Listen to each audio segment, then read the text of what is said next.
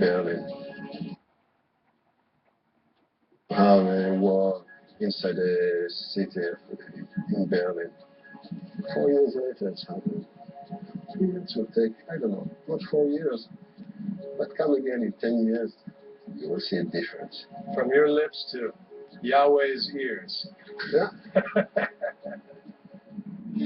And who knows?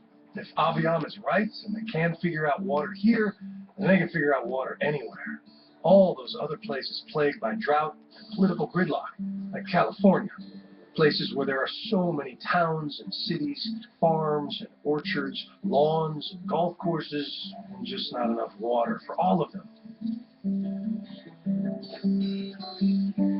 And maybe they could come up with a model to help us preserve our own favorite water hole, wherever it may be. Hey, it's an idea worth rooting for, because you gotta have faith in something.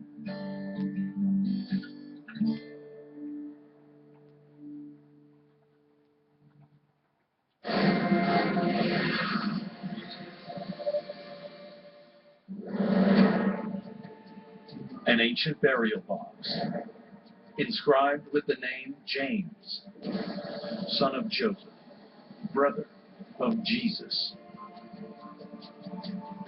A box that might actually be a connection to Jesus Christ himself. But who was his brother James? The Gospels are very clear that Jesus had siblings. From doubter Can you imagine if your brother said, I'm the Son of God? to leader. James ran the whole show in Jerusalem. But why has James been lost to history? James really is the forgotten man. Embroiled in one of the longest forgery trials ever. Could this box be the first physical evidence of Jesus and his secret brother James?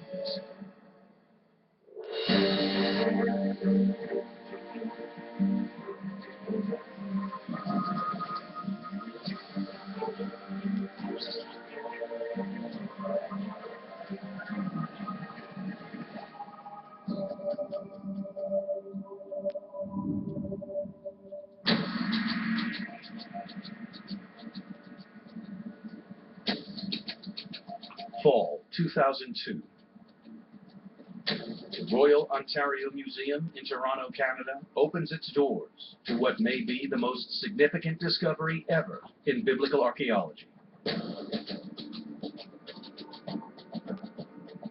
A limestone burial box known as an ossuary, scientifically dated to the time of Christ.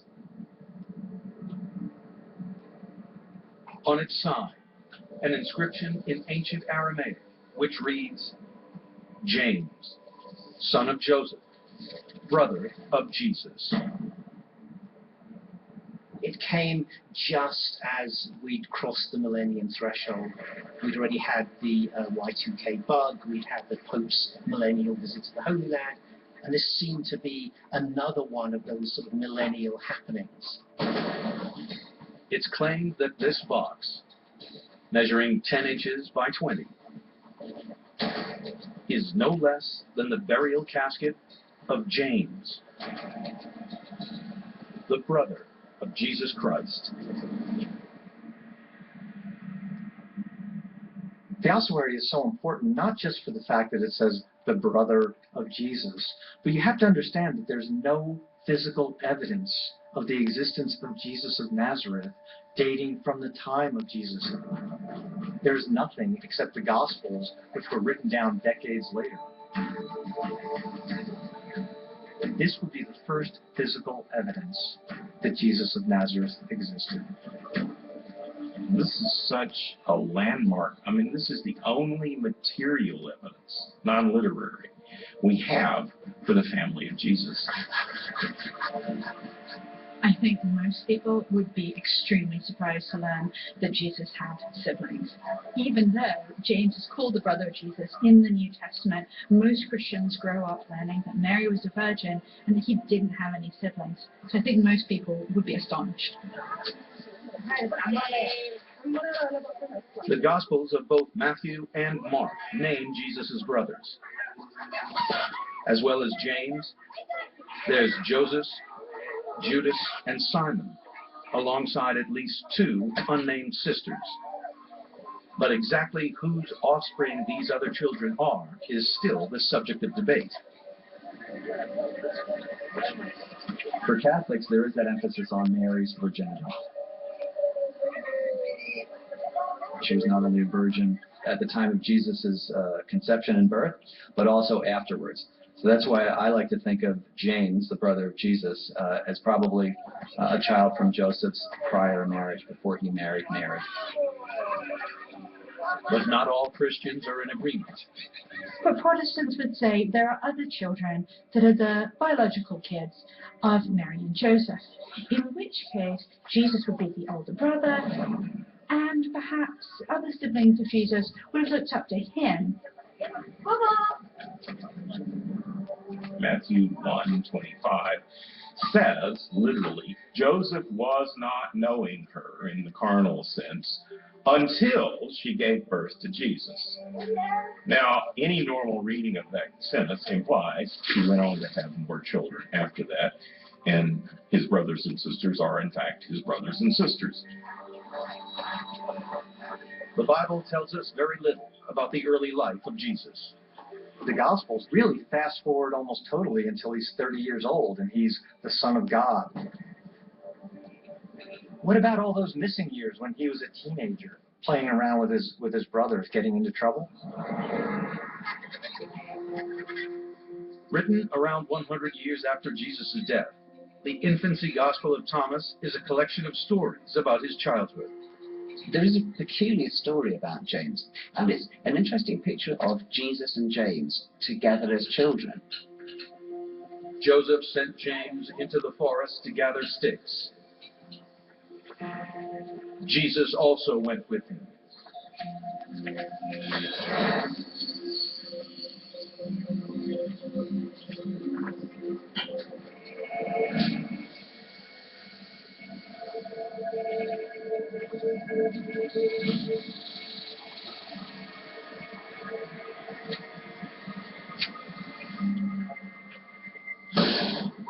The gospel continues. An abominable snake bit James on the hand, and as he lay dying, the boy Jesus ran to James and did nothing but blow on the bite. And immediately the bite was healed. James is put there with Jesus from the very beginning. We see an organic connection between them, not only in terms of their relationship, but also in terms of their common experience. But the story of James, the brother of Jesus, will be forgotten until this casket bearing his name reappears to launch one of the longest and most controversial forgery trials ever.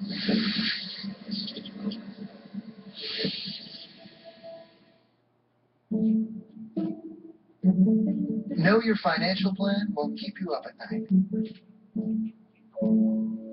Know you have insights from professional investment strategists to help set your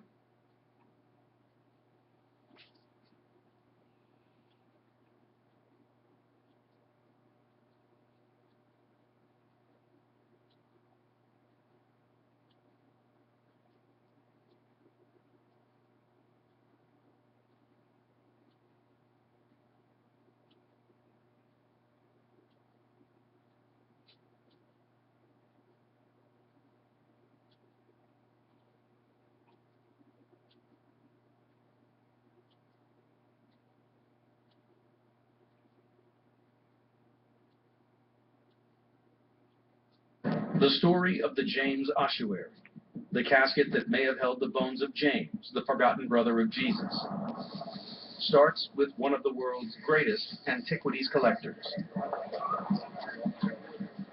Oded Golan is one of the great experts on archaeological artifacts. I have actually the biggest private collection of ossuaries in Israel, probably in the world. Most of his collection tells the story of the development of the civilizations here and that includes the biblical era. His collection must be worth millions and millions of dollars. According to Galland, in the early 1970s, he bought an empty first-century ossuary from a dealer in Jerusalem. I could see some of the names which are mentioned, and especially Yaakov, the first name, meaning James. It came by itself without any item to accompany it. In first-century Jerusalem, the bones of the dead were placed in ossuaries in underground tombs. Archaeologist Byron McCain is a leading expert on burial practices in ancient Palestine. We're just south of the old city of Jerusalem. There are a number of burial caves from the time of Jesus right around here. In the Jewish tradition, on the first anniversary of the death, they gather the bones of their deceased loved ones. Those bones are placed in an ossuary. The ossuary is marked with the name of the deceased and then placed somewhere in the tomb.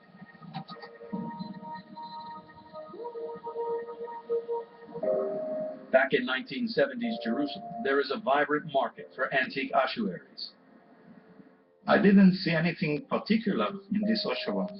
It was set for many years at my parents' apartment, together with several other ossuaries that I purchased at that time, because I didn't put any special attention to this ossuary.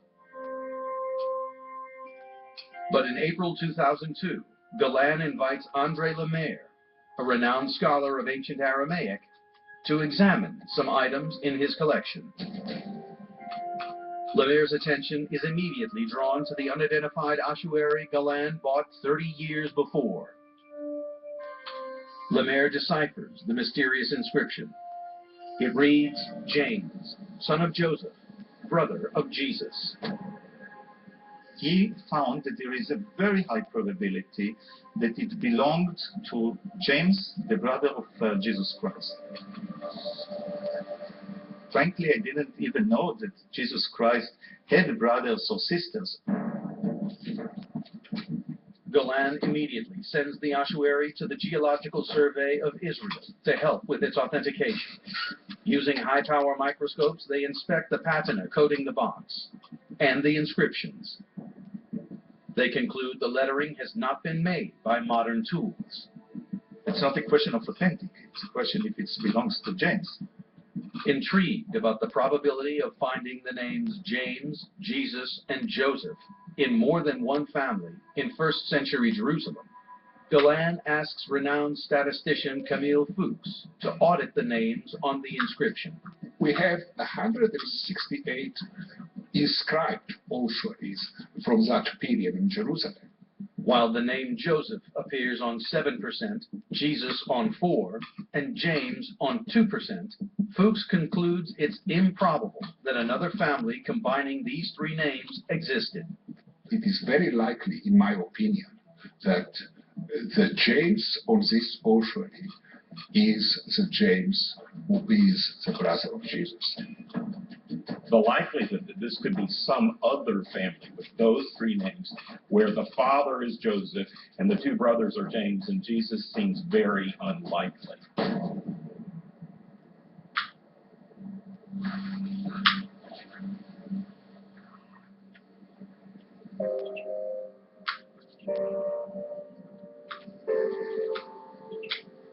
2,000 years ago, everything changes for the brothers Jesus and James when Joseph dies.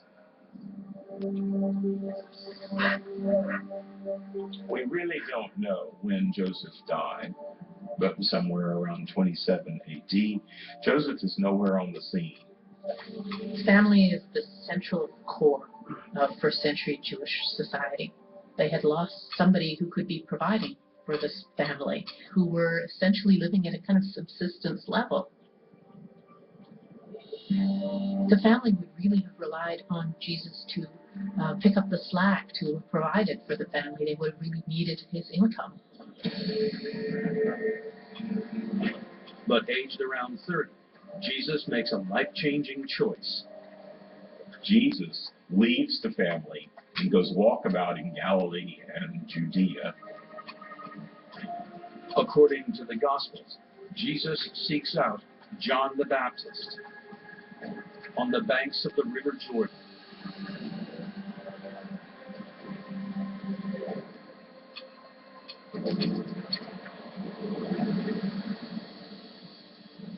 Jesus' baptism by John the Baptist really galvanized him. That got him thinking, I must act now and convert people now. He begins performing miracles, casting out demons.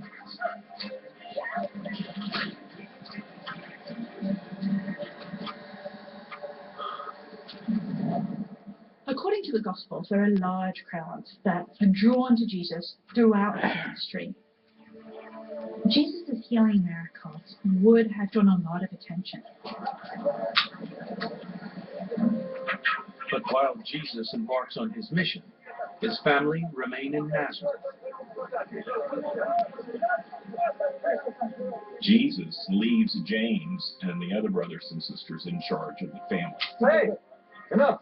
And that is what's uncomfortable about this story. The village itself was a small village, so tongues would wag about this whole deal of Jesus going off and doing some kind of ministry and leaving his family to take care of business. There would have been a lot of social marginalization that they would have experienced because they had this really crazy, embarrassing brother. And we can imagine that would have created friction between Jesus and his family.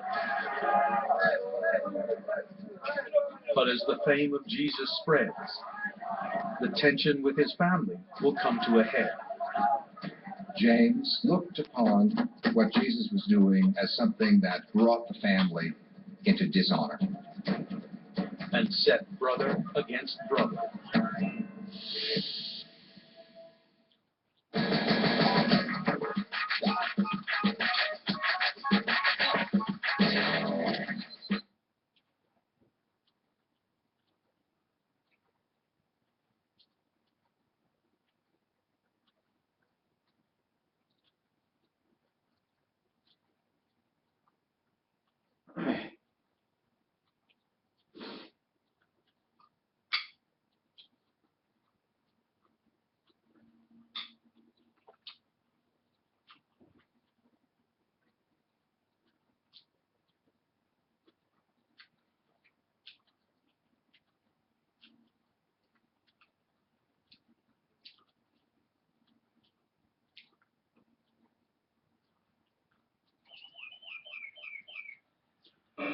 On the banks of Lake Galilee.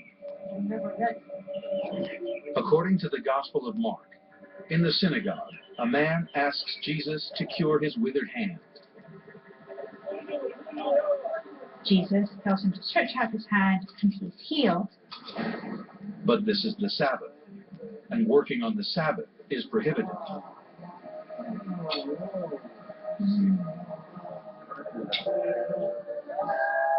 The fact that Jesus heals the man with the withered hand on the Sabbath in the synagogue suggests that he's just going to do what he wants. It's an action that brings Jesus into conflict with the Jewish priesthood. Now his reputation precedes him wherever he goes. The number of his followers increases. The crowds he attracts bring him to the attention of the Roman authorities. When Jesus was active in Galilee, those areas were under Roman occupation. You could believe whatever you wanted to believe in the Roman Empire. You could practice your religion in whatever way you chose to practice your religion. But what the Romans didn't like is one charismatic figure, especially one who was messianic.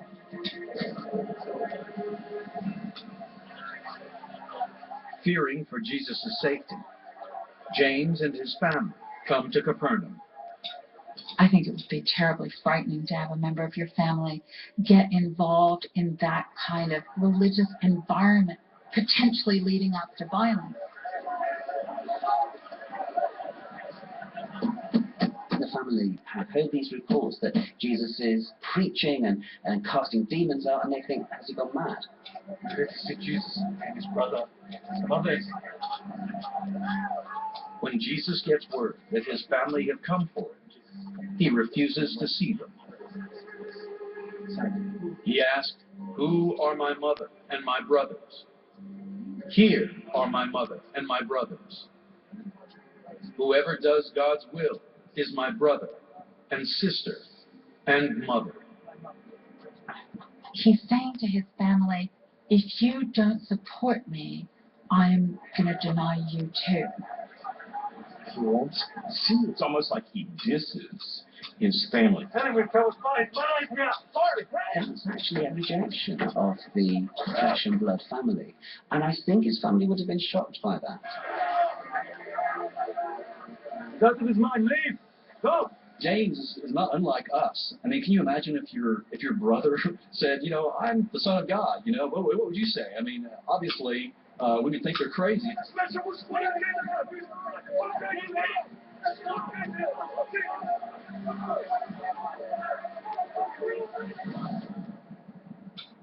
A few weeks later, Jesus enters Jerusalem. Hundreds of thousands line the streets. According to the Gospels, he's later arrested in the Garden of Gethsemane, and the following day is tortured and executed.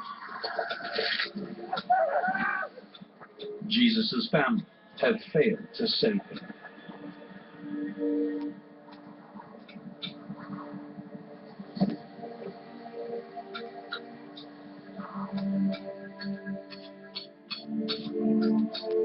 An apocryphal gospel not found in the New Testament tells us about James. The Gospel of the Hebrews portrays James as being in Jerusalem in the immediate aftermath of the crucifixion. James has probably found the whole business of Jesus being crucified about as traumatic, about as life-changing as you can imagine. He goes into a period of fasting and mourning, something that no one else of Jesus' followers did. But then the Bible reveals that James's grieving is brought to a sudden end. Jesus returns. He was buried, and he was raised on the third day in accordance with the Scriptures. Then he appeared to James.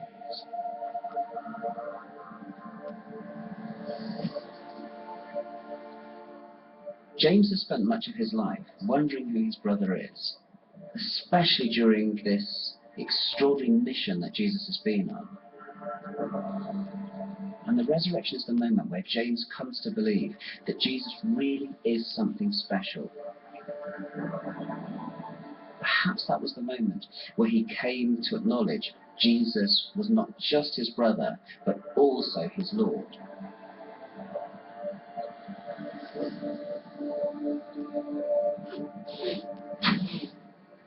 James's life is transformed. Now, from doubting brother, he will become Jesus' most devoted follower and help shape a new world religion.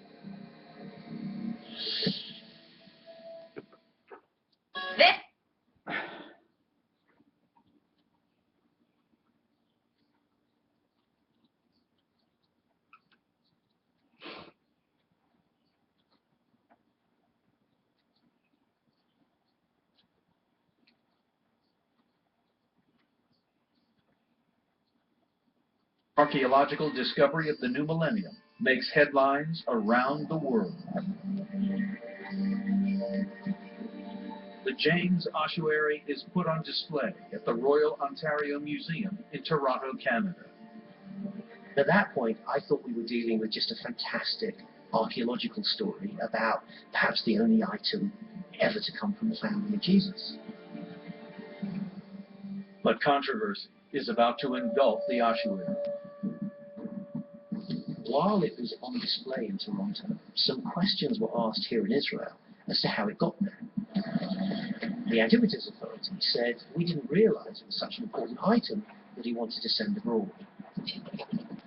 2 months after it is first put on display, the Israel Antiquities Authority refused to grant Oded Golan an extension to his export license. They demand the immediate return of the ossuary to Israel. The Israeli police and the IAA felt as though they had been embarrassed in front of the whole world by Oded Golan, and they went after him.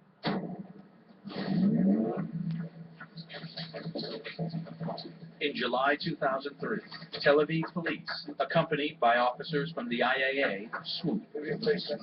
His premises were raided in the middle of the night. We came with a search warrant to search his apartment. Along with the James ossuary, Golan has other rare antiquities they want to examine. The whole apartment was full of archaeological finds.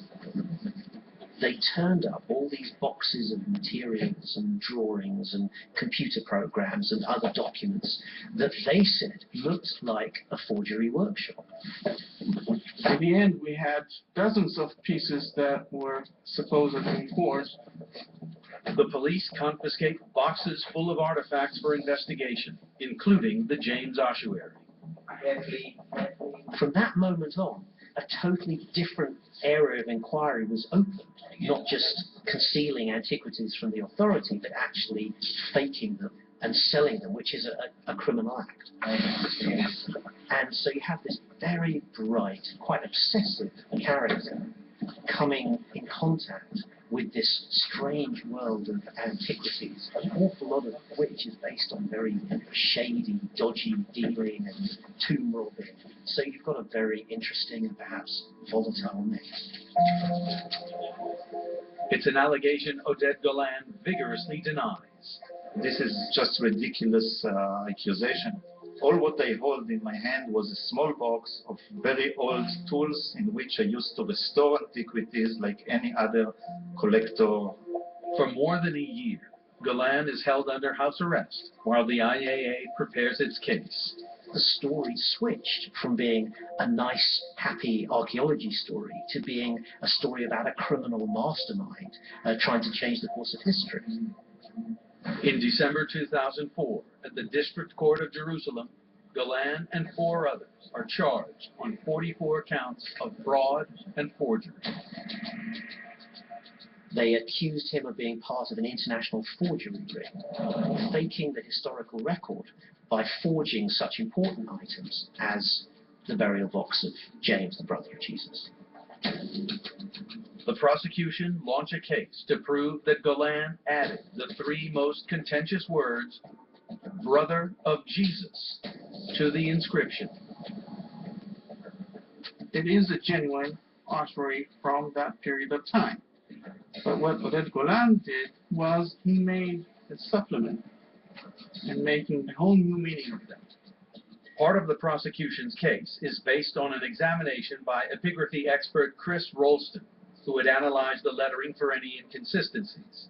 If you look at the inscription really carefully, you'll notice that there's a difference in depth, clarity, and presence of kerning between the first half of the inscription and the second half of the inscription.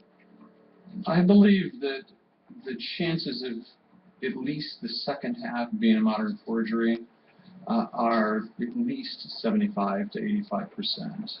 I think the forger attempted to replicate the style of writing at the first half of the inscription, but really didn't do it with enormous precision. But the defense disagrees. So next, the prosecution turns its attention to the patina, the coating on the box. Over the next 5 years, their scientists repeatedly scrutinized the microorganisms embedded inside the lettering. They believe this is all the work of Golan. He made the fake patina at home. He went to archaeological sites and took out dirt from that period, took it back home, and mixed it with water, and then poured it over the ossuary. Now, witnesses for the defense contradict this claim.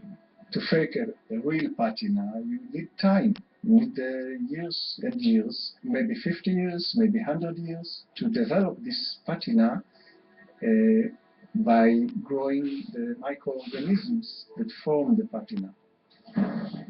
Every day, new evidence is presented. There were more than 120 witnesses in this trial, many of them leading scientific experts. The case itself lasted for almost 8 years. Geology, physics, chemistry, stone, glue, ink, you name it. I don't think there was ever any case like this in the world. The judge said to each of them, look, if you, the best experts in the world, can't tell me whether this is a fake or authentic, then how on earth can I decide? Finally, in March 2012, after one of the longest ever forgery trials, 12,000 pages of transcripts, and more than 400 exhibits, the judge reaches a verdict. Oded Golan is found guilty on 2 charges relating to the trade in antiquities. But when it comes to the charges of forgery, he's found not guilty and acquitted on all counts. I felt relief, but I felt that I lost many years just in order to prove something that should not even have to go into court. But the verdict does not comment on whether the box could really have been the ossuary of Jesus' brother James. That debate is still very much alive. By the end of this 10-year odyssey, what we're left with is an item that might be or might not be associated with Jesus' family. But the Bible does record what happens to James. His fate will impact the course of world history.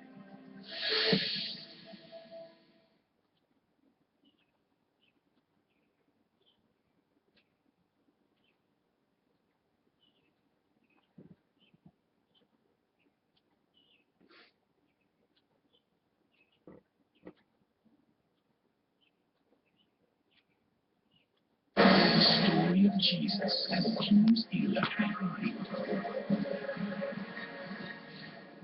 Faith, fact, forgery. Finding Jesus, next Sunday at 9 on CNN.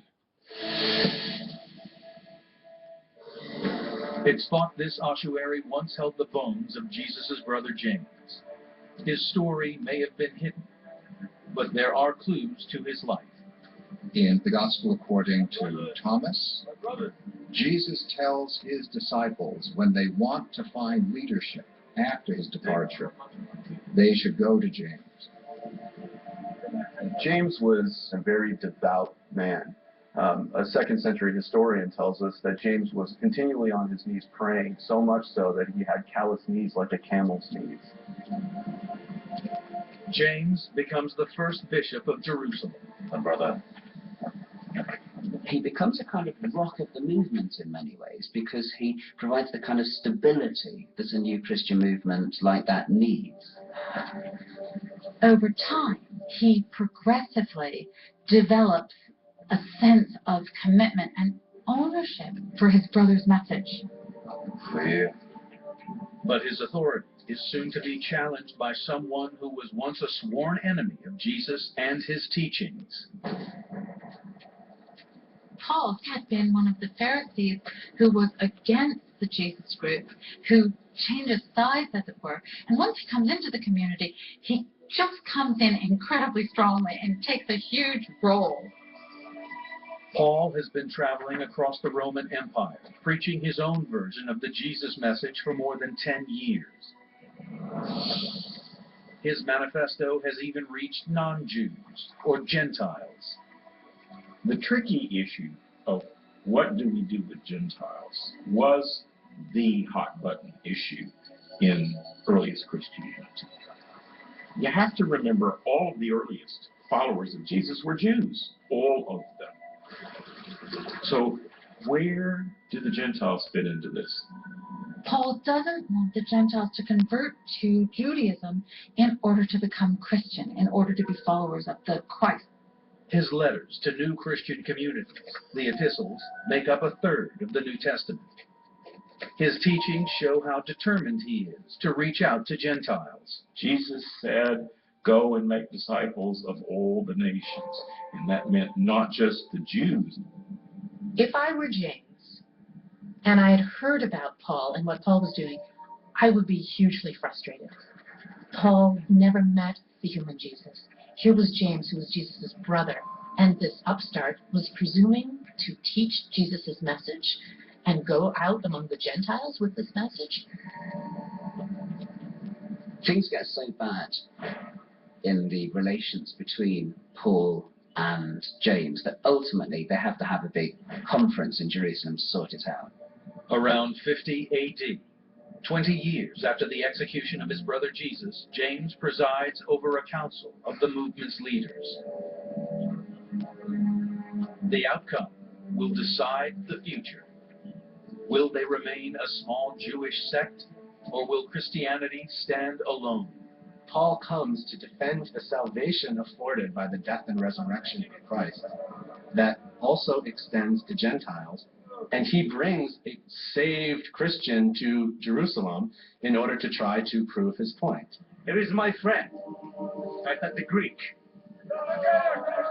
Paul brings with him Titus, an uncircumcised Greek, as a sort of symbol of the gospel that he's preached.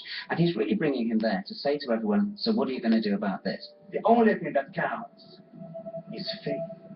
When we read the Acts of the Apostles, it's quite clear that there's tension, and there's especially tension between James and Paul.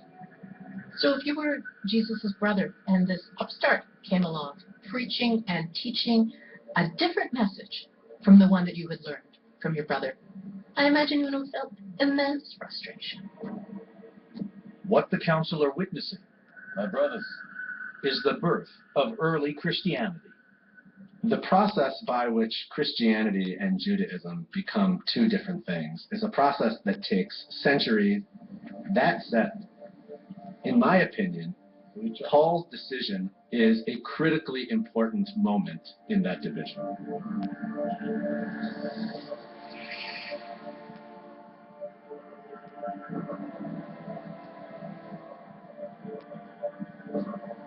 Jews or Greeks, slaves or free. Paul clearly believes that you really need to go out there and spread the message if your legacy is going to be protected. listen to me. James is a Torah true Jew, and he got along apparently just fine with the Jewish authorities. But this Jewish following of Jesus had really taken on a life of its own. It wasn't just another sect of Judaism. It was a movement. James eventually sides with Paul. This decision will soon revolutionize Christianity. But it will also seal James's fate. He is now seen as a threat to the Jewish religious order. James was the face of early Jewish Christianity in Jerusalem. He represented all of that. And so, of course, the authorities are going to take out on him whatever they had heard about the revolutionary beliefs about the followers of Jesus. At that point, the Jewish authorities knew that they couldn't control this. In spite of James's good behavior, they still associated him with that troublemaker Jesus that had been crucified back in the early 30s. James is arrested on the orders of the same Jewish priesthood who only 3 decades earlier had condemned his brother Jesus to death.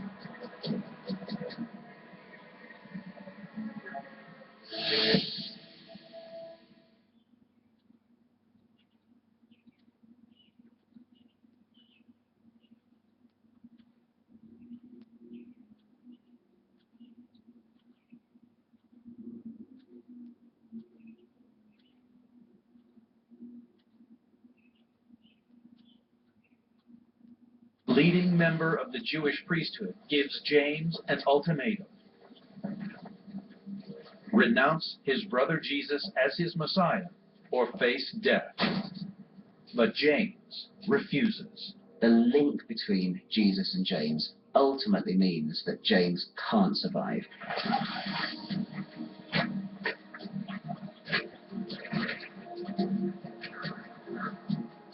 James is led to the temple walls, only a few hundred meters from where Jesus was crucified.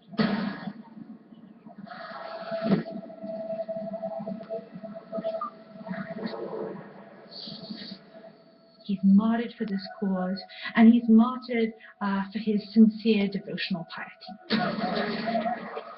But pushing James from the walls doesn't kill him. Ancient texts record that the final blows come when he's stoned to death, and his body is buried on the spot where he falls. In accordance with Jewish custom of the time, 1 year after his death, James's bones would have been collected and interned in an ossuary. I think it is likely that James' body was claimed by his followers and buried. There was considerable support from within the city of Jerusalem, right across the board, for James to be honored against the demeaning death that was inflicted on him. After James's murder, the crucial role he played in the development of the early church will fade from view. But today in Jerusalem, James is still venerated. The 12th century Armenian cathedral is dedicated to him. St. James is our first patriarch. We feel privileged that our brotherhood here in St. James are in direct succession and in direct line to St. James, the first Bishop of Jerusalem. In our daily prayers, James is our Lord. James is sitting next to Christ. It's claimed the cathedral is built on the site of James's home. Worshippers also believe his remains are buried here. According to Armenian tradition, the bones of St. James were brought from the valley of Kidron, where they were originally buried, and they were reburied under the main altar of the present St. James Cathedral. But what happened to the box that first held his mortal remains? So is the James ossuary real or not? That's a tough question. The jury is still out on that one. At the end of it, you still have a mystery. We'll never quite know if the James ossuary is real or not. We'll never quite know if it's that James, the brother of Jesus. After Golan is acquitted of forging the inscription, the ossuary is eventually returned to him. Now he is hoping to put it on display for a second time.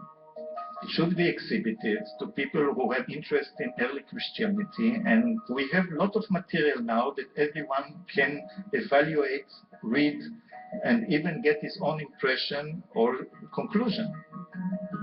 But the dispute over the authenticity of the box has left one lasting legacy. I think James the Just is one of the most important figures in earliest Christianity, and the controversy about the ossuary has caused people to become more aware of the fact that Jesus had brothers and that James was preeminent among them. So why has James's memory been lost to history? We're guided so much by the theology that suggests that Mary can't really have had other sons than Jesus. It was really that idea that Mary was a perpetual virgin that really kicked Jesus' siblings off stage in the history of Christianity. The first Gospels are written only a few years after James's death, by which time Christianity, as it will become known, is already moving away from its Jewish roots. By the 2nd century, there were more Gentiles in the early church than there were Israelites. And the memory of James was diluted. And now we come to think of him as a purely historical figure. and not as the transitional figure that he truly was. Theologically, it becomes difficult for us to talk about the important history of the early Jesus movement, and that history does involve James. Everyone else knew Jesus. They knew Jesus, the great teacher. They knew Jesus, the great healer. James knew the invisible Jesus. James knew the Jesus that he was when no one was watching.